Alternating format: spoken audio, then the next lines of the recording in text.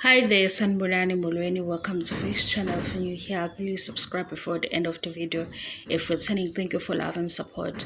I appreciate you. Turn Simbo Siakoka. Akusiye review deep. Guys, lana kuthanda nesembo ngisenyayazi indaba amakhosikazi la amabili ama fan base abakhulumayo beyikholwa izinto abayishoyo. Mina nginombuzo ke.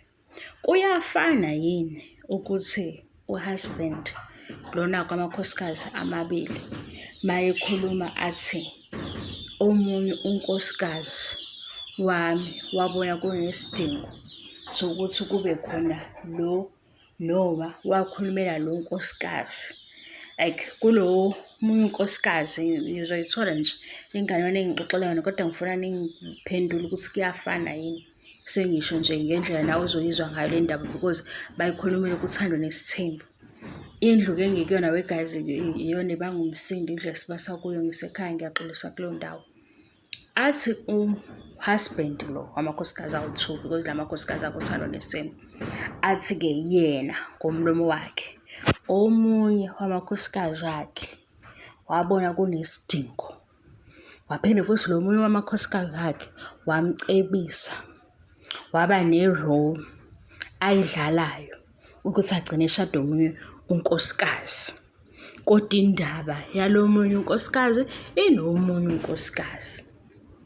Mase kuthi lo husband futhi athi yena lo munye unkosikazi wakhe yena wahamba waya kumuntu omdala omeluleki wakhe owumkhongi wakhe wayomcela ukuthi akakhulume nalomunye ukuze abuye amshade. Athi yena wakhuluma nomndeni walonkosikazi kodwa lo mndeni walonkosikazi kwaba ukuthi abayi-understand lento abatshela yona. Lo nkosikazi bamnqabela kubo. Waseke yena ngoba sebenqabile kubo wahamba waya kumeluleki wakhe kumkhongi wakhe wathi nalo udaba olubalulekile ukuthi uzocela alilungise egameni lakhe. Iyafana yini lento? Indaba ekhona lena kodwa ngifuna ukuxoxana nesangane kanti ngifuna ungitshela iyafana yini. Lona husband oyedwa uthi yena usebenze kakhulu ngapha yena kanti ngapha uthi uneseluleko asitholile komunye unkosikazi. Inkinga ukuthi lo nkosikazi kwakhe beseluleko akekho manje. Sizwe iside lakhe kulento ebangayo ukuthi sizoyibona ukuthi niyibuka la eduze noma niyibuka ekujuleni kwayo ukuthi ijule kuphi.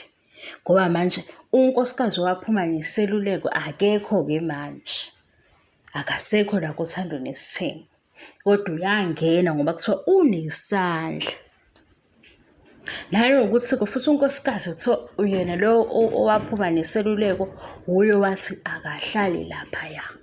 Kodwa-ke ngoba i-TV, ku-TV ngeke kusho ukuthi kwafika isikhathi la sengasakwazi ukuthi kuhlaleke ndawonye. Kwaba nesolution yokuthini masibekwa kahle into ku-TV because i-TV yakhelwe abantu abazoyibuka njengami. Kodwa mina mangicabanga nje unyaka owodwa nihle ndawonye endlini eyodwa iminyaka emibili ningasibona abandawonye ningahlobene kakhulu also ninento ecommon enihlanganisayo ikhona into enizoqhatha ningabantu besifazane. Because nokukhuluma kuzoba khona indlela mhlawumbe yokukhuluma engasazwakali kahle komunye noma ade phela kwakhiwa. Kodwa ngiyazi ukuthi yonke lento i-TV ngeke ize iyikhave.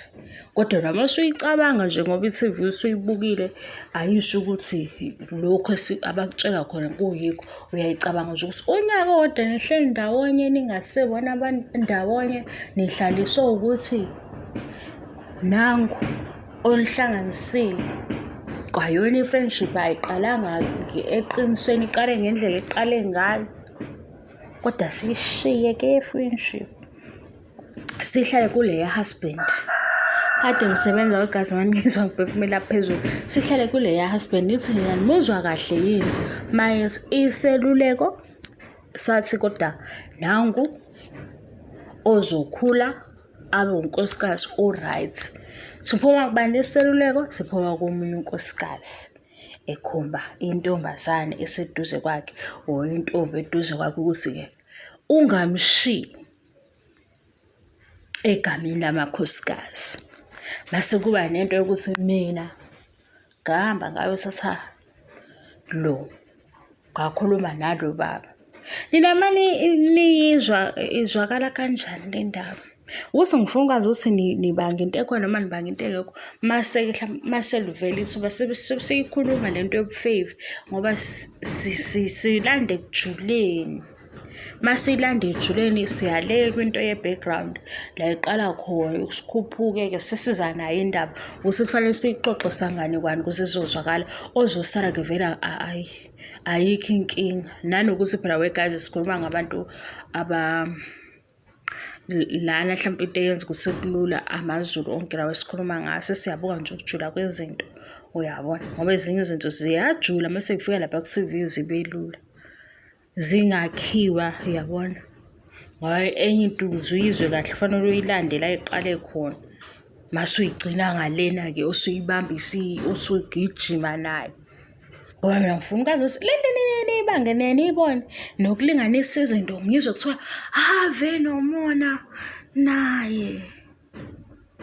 Ngiyibuka ukuthi kodwa ayisoze yenzeka leyo nto ngoba yes umshado ofanayo kodwa awufani ngey'ndlela ey'ningi. Awufani nje, isisekelo sawo awufani, iy'nkulumo zakhona ayifani, ivumelwano ayifani. Ade bekusho-ke ngibalalele cabanga ngisazokuxoxela ukuthi bathini. Kusho bona ukuthi akufani. Angiyivalele ividiyo guys, seyimbudane .